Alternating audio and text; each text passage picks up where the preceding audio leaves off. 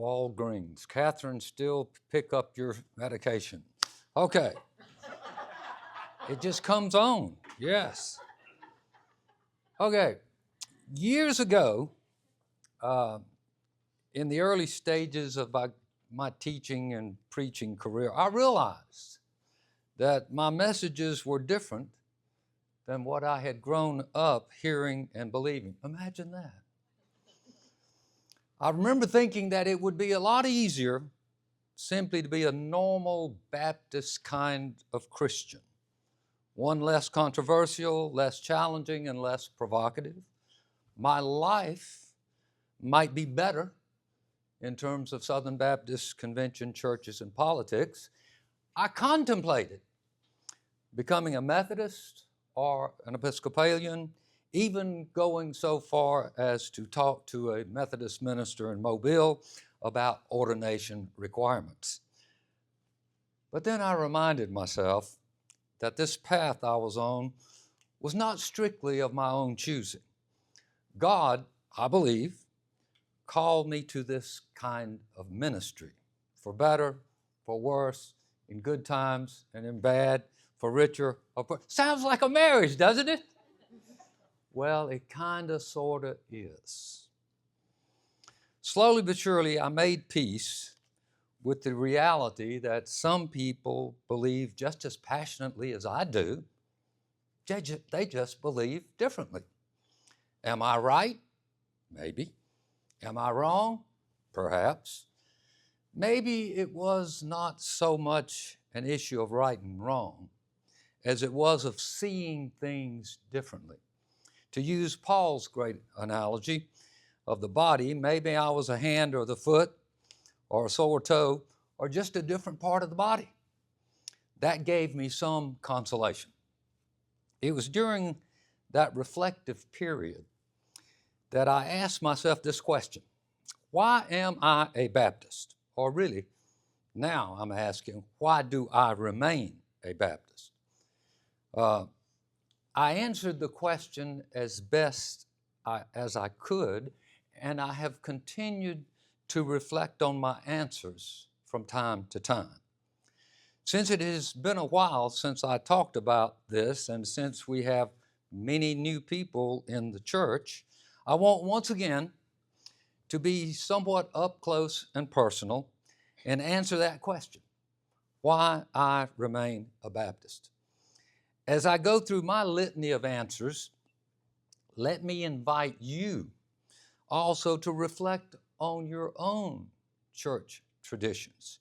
My hope is that my observations lead us all to a deeper understanding and even appreciation of our own faith.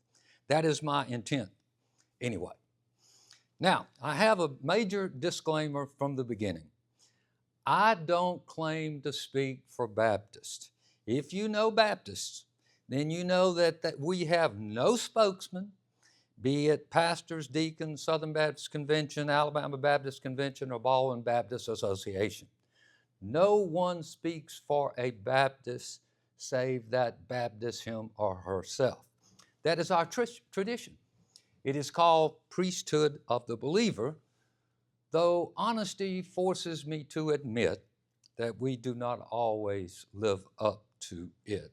More about that later. I like to think of myself as a Baptist with a little b, and I'll explain that little b later. Now to the reasons I remain a Baptist. First, honesty requires me to say that this might be the most important reason of all. I am a Baptist because I was born into a Baptist family. Both of my parents were devoted members and workers of First Baptist Church, Bay Minette. Mother sang in the choir, taught Sunday school, and kept records. Daddy taught the senior men's class for over 65 years. Got that? Over 65 years. I don't know if that's a record or not, but it has to be close. He always liked to say that you graduated from his class into heaven. Let's hope that's true. Church was never an option for the kids, my sister, and for me. It was mandatory. Sunday morning, Sunday evening, Wednesdays, if the doors were open, we were there. Vacation Bible School, choir, training union, revivals, revivals, which occurred weekdays, mornings and evenings. Now, for the most part, I loved being there. The people were warm, caring, affirming, and always made me feel that what took place there was very important to life. I had Sunday school teachers who impressed me not so much with their knowledge of the Bible, but with their concern for me and for others. They wanted the best for us. I got that message loudly and clearly. I found most sermons too long and too boring, and either fell asleep or was daydreaming during most of them. I caught a lot of touchdown passes that won the game in a bunch of sermons. I really feel your pain in the pews. That is one reason I try to keep my sermons to 20 to 25 minutes, though I told you this today might go a little bit longer, but that's my intent. I was taught a good deal about the Bible, but I don't recall ever being taught how to interpret the Bible. The preachers were good men, though I really tired of hearing sermons against drinking and dancing, tithing, and hell. They were strong Baptists, denouncing other religions and even other denominations.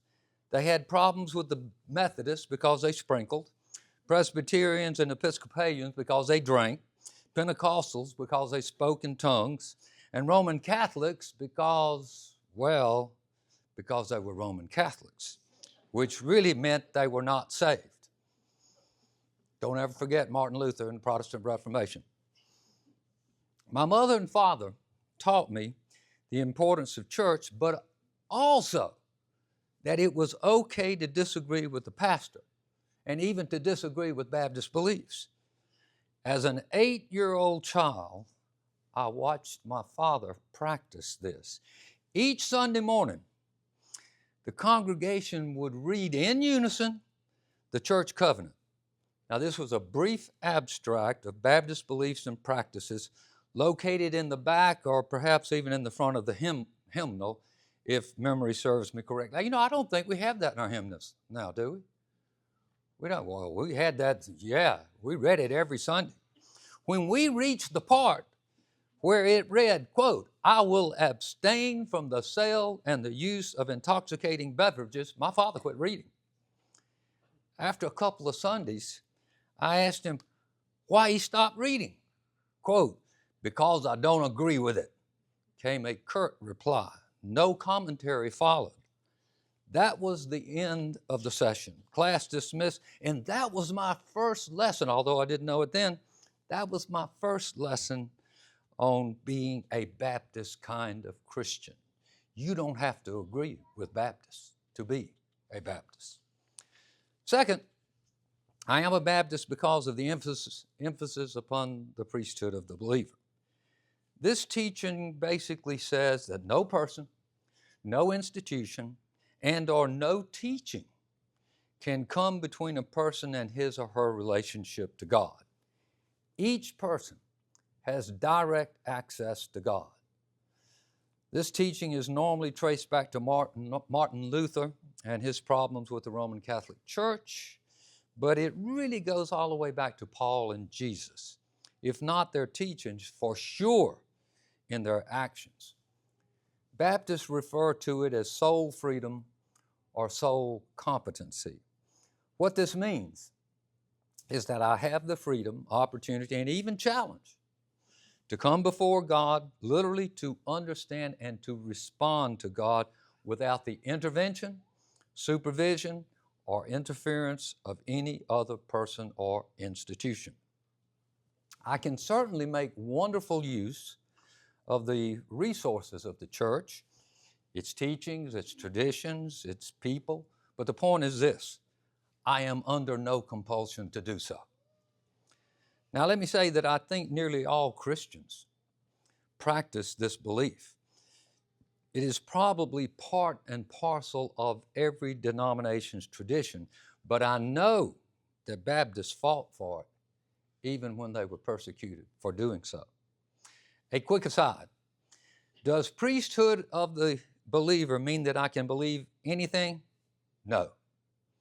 But it certainly means that I can open the Bible and with the aid of the Spirit and human reason, understand it, even if my understanding is different from others. Again, we see this point represented in the actions of Jesus and Paul as they interpreted the law very differently from the religious authorities of their day.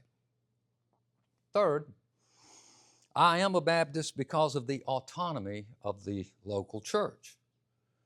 While Baptist churches joined together to form county associations, state conventions, and ultimately the National Southern Baptist Convention, none of those organizations has any authority over the local church. That really is amazing when you think about it. Baptist churches cooperate freely with these larger bodies. We are under no compulsion to follow anything they say.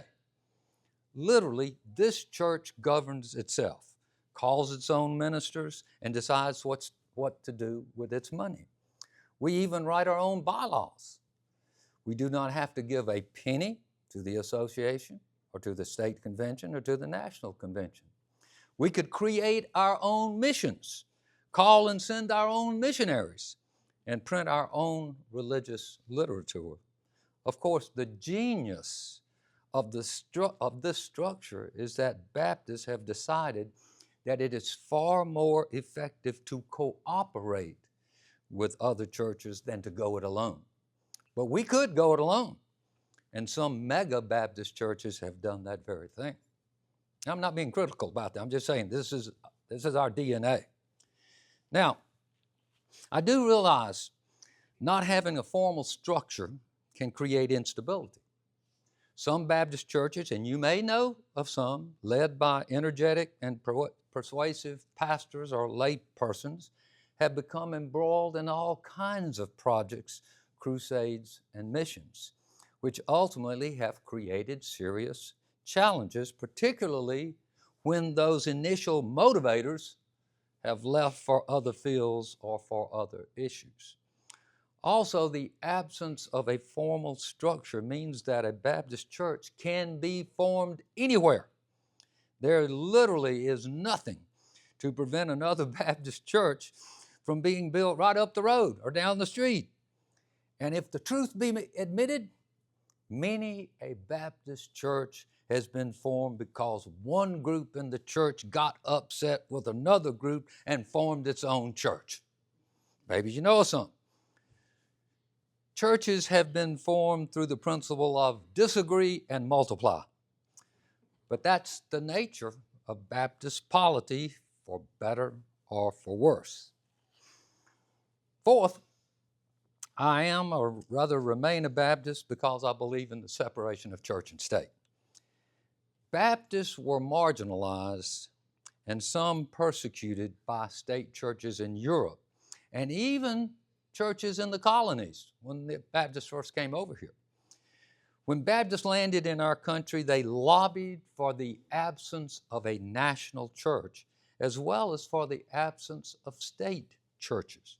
In fact, it is in response to Baptists in Connecticut, and specifically their concern for having to support a state church with their taxes, that President Thomas Jefferson interpreted the First Amendment with the now famous words, quote, thus building a wall of separation between church and state.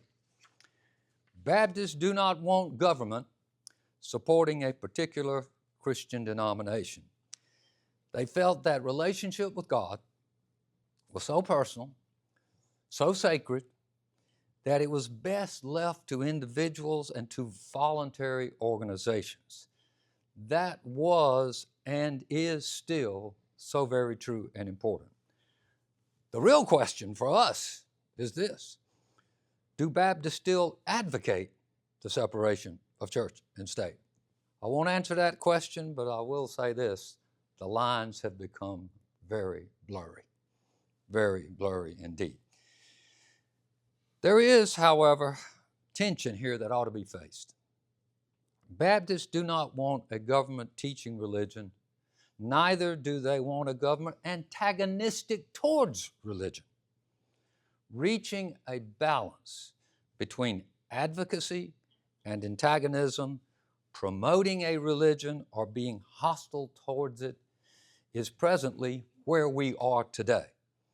Prayer in schools and the evolution creation debate are but two examples of this tension.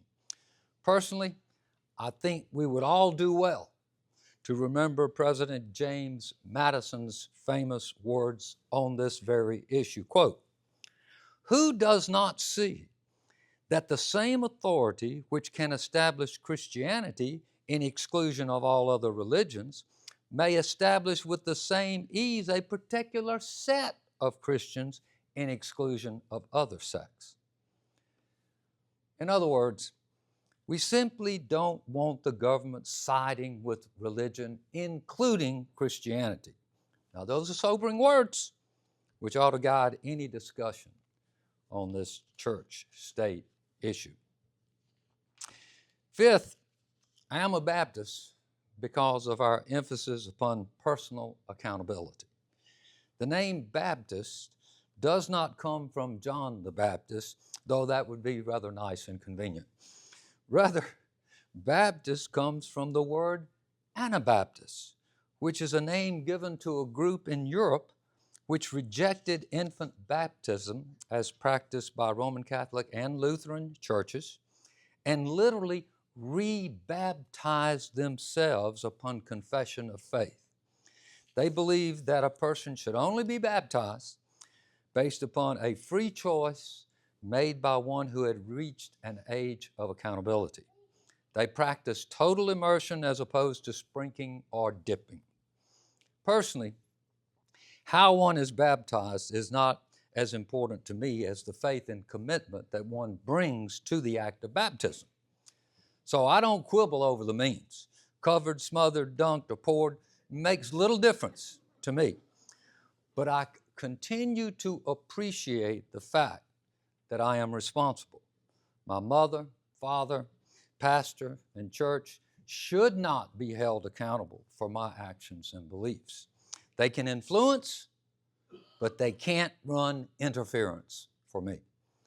Whatever the last judgment is, and there's a great debate about that, I feel quite confident that I will be and should be held responsible for my actions. 6, David, don't worry, there are only 7, so we're close. I am a Baptist because of an inherent suspicion of authority. Baptists don't like their preachers, institutions, or documents to have too much authority. We simply don't like to be compelled to do or to believe anything. Volunteerism, yes. Compulsion, no. Maybe that is the result of discrimination or persecution. Maybe we are simply too independent. Maybe we're just a cantankerous lot. Maybe it's all of the above. I too have that suspicion and tend to think that it is healthy. Our beliefs and actions should be based upon reason and conviction, not force or violence. I don't believe in threats or rewards, but invitation, inspiration, and persuasion. I believe that to be Jesus' way, the Baptist way, and the Christian way. And I am a Baptist, finally, because I can disagree with Baptists. I won't go into depth at this point because I love both of my jobs and want to keep them. But personally, I have disagreements with our National Convention stand on many issues, including women, missions, evolution, the Bible, alcohol, just to mention a few. We tend to be too judgmental, arrogant, unreasonable, sometimes even manipulative. We tend to be too shallow on many subjects and less than honest on others. I think life is much more complex than is reflected in our beliefs. And the last 40 years have witnessed the Roman Catholic Church move towards freedom, while Southern Baptists have moved towards increased control and authority. Got to think about that one. We don't have creeds or bishops or popes, but sometimes we act as we do, as if we do. We sing just as I am, but I'm afraid we practice just as we say. And we pride ourselves in believing the scriptures, not tradition, but our interpretations have created traditions in and of themselves. Am I too critical? Am I frustrated? Or am I just continuing the autonomous and critical spirit I learned from my father's protest of silence? Am I just being a good Baptist? Now, let me close by saying this about other denominations. I respect the Roman Catholic Church, particularly as it has been the reservoir of the great doctrines of Christianity. I like the fact that it has incorporated the best of philosophy in its faith and has been willing to change. Just read those great documents of Vatican II. It was the Franciscans who first introduced me to Socrates and Plato in theological studies. I love the Anglican Church, the Episcopalians, with its emphasis upon the Bible and tradition as formative factors of faith. I love its dignity in worship. Listening to a boys' choir at Christ Church in Oxford leaves one with a sense of the serene mystery of God. It really evokes awe and wonder. I love the great preachers of the Church of Scotland, the Presbyterian Church. They are so prepared, so intellectual, but still warm and practical and enthusiastic. I love the Methodist Church, which was on the right side of the slavery issue and has integrated women into its preaching ministry without a fuss. Now, they're fussing about other things, but not that one.